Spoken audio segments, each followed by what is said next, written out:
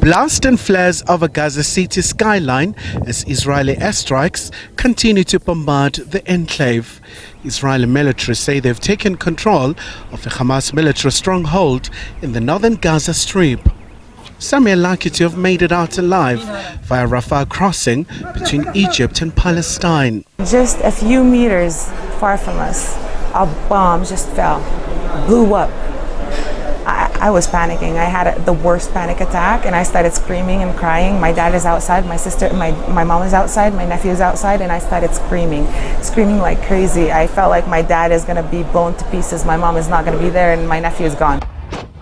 As the situation worsens, the United Nations says this is a tragedy of colossal proportions and aid is desperately needed. Everybody knows who supports Hamas, and this is not the EU.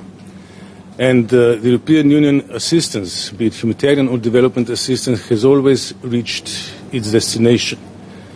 When it is humanitarian assistance, we work with our humanitarian partners, who are trusted partners, who have strong safeguards in place in order to ensure that the assistance reaches the people who need it.